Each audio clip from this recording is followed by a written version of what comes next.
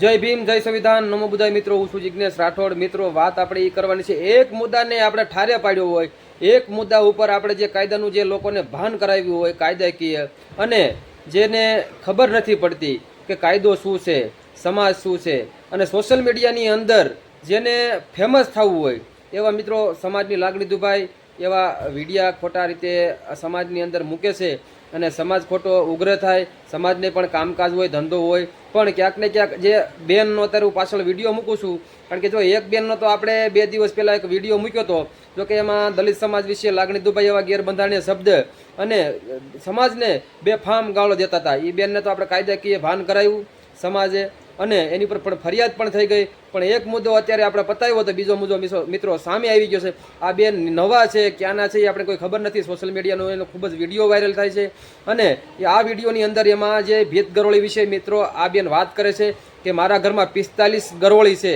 પણ ગરોળી છે 45 ગરોળી કોઈના ઘરમાં હોય નહીં પહેલાં તો પ્રથમ.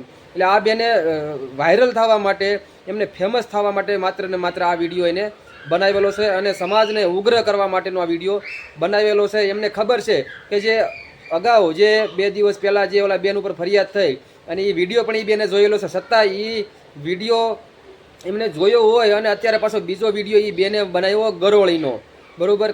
ગરોળી ભીત ગરોળી કહેવાય તો એ ગેરબંધારણીય સંવિધાનિક શબ્દ છે. સુપ્રીમ કોર્ટમાંથી પણ ના પાડેલો એક આવો શબ્દ બોલવો નહીં, આવો શબ્દ લખવો નહીં, અને આવી રીતે સોશિયલ મીડિયામાં વાયરલ ન કરવું જોઈએ. કોઈ પણ સમાજની લાગણી દુભાય એવા શબ્દનો યુઝ ન કરવો જોઈએ. છતાંય આ બેનને ખબર છે કે આ ગેરસંવિધાનિક શબ્દ છે, તો એવો ગરોળી પાછળ એવો શબ્દ ન લગાડવો જોઈએ. ગરોળી છે એ વાત હાચી, પણ એ ભીત ગરોળી છે, ભીતે સોટી હોય કોઈ સમાજને વચ્ચે લાવી અને આ ગરોળીનું નામ ન લેવું જોઈએ. ગેરબંધારણીય શબ્દ છે. તમારે ફેમસ થવું હોય તો સારા વિડીયા બનાવો, સારા કામ કરો, સારું બનાવો. અમે એમને કોઈ વાંધો નથી. આ વિડીયોની અંદર તો તમારે પણ તમારા સમાજને, તમારા પરિવારને, સગાવાલાને નિઃસુખ હોય જેવું થાય છે, કારણ આવા વિડીયા બનાવી અને અમારા સમાજની તમે લાગણી દુભાવો છો. અમારો સમાજ તમને કઈ કક્ષાનો ગણો છો, તો તમે આ ગરોળી વિશે આ સમાજને વચ્ચે લાવો છો. ભીત ગરોળી કહેવાય. તમારા ઘરમાં એમ કહો છો કે આવો અમારા ઘરે 45 ગરોળી છે.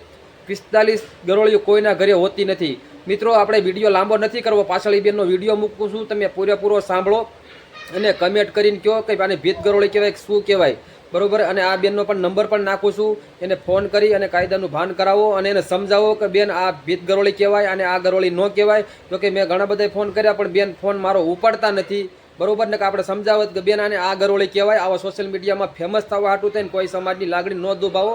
આ ગેરબંધારણીય શબ્દ છે, સુપ્રીમ કોર્ટમાંથી ના પાડેલો છે. આવો શબ્દ ન લખવો જોઈએ, આવો શબ્દ બોલવો ન જોઈએ, ને આવો વિડીયો ન સડાવવો જોઈએ, બરોબર. તોય કાંઈ વાંધો નહીં, બેન ઉગ્ર થાય છે તો પાછળ વિડીયો જોવો અને વધુમાં વધુ શેર કરો, અને એ બેનને કાયદાનું પણ ભાન કરાવજો અને સમજાવજો. જય ભીમ, જય સંવિધાન. પાછળ સાંભળો વિડીયો. મારા ઘરમાં 45 છે, તો અમે ઢેઢ ગરોળી કહેતા હોય તો ઢેઢ ગરોળી જ હોય. તો તમારી નાઈટમાં કામ તમે પૂછડી વાળા કે છો? તે તમને અમે કહીએ કે તમે ઢેઢ ગરોળી છો. અમે તમારું નામ નથી લેતા, અમે નાઈટનું નામ નથી લીધું, કે અમે નથી જાતનું નામ લીધું, બરોબર.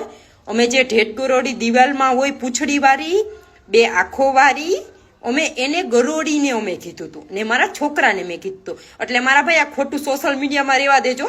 એ તમે જેને કરાવ્યું હોય ને એની મેરા જાજો. એ જે ઉલાડતી હતી ને, જે ગારું દેતા હતા ને, ત્યાં જાજો. અહીંયા ચારો કરવા ખોટી રીતના ન આવજો.